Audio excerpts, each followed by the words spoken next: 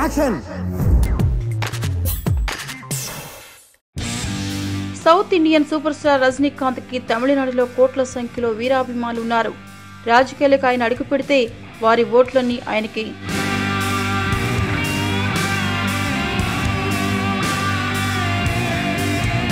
Fans ఎన్నోసార్లు ఎన్నికల్లో నిలబడమని ఒత్తిడి తెచ్చారు.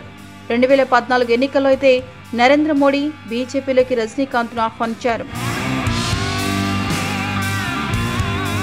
ఆయనకు ధైర్యం చాలక అడుగు ముందుకు వేయలేకపోయారు. సూపర్ స్టార్ కి అధికారం అంటే ఇష్టమే, కానీ ఎన్నికల్లో ఓడిపోతే అవమానమని అటువైపు రాలేదు.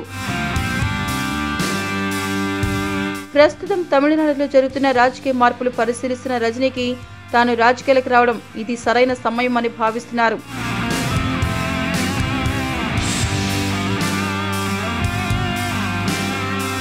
అందుకే తాజాగా తనకి అధికారం అంటే ఇష్టమని మనసులోని మాటను బయటపెట్టారు.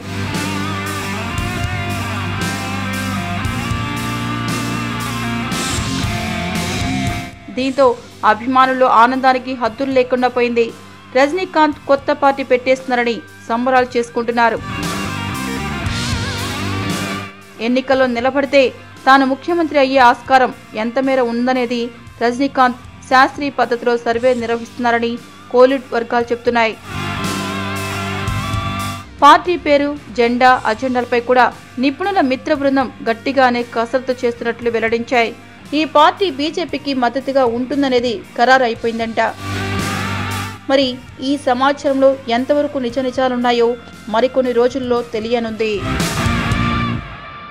మీకు ఈ వీడియో నచ్చితే ఒక లైక్ కొట్టండి, లేకపోతే కామెంట్ చేయండి. బట్ సబ్స్క్రైబ్ చేయడం మర్చిపోకండి.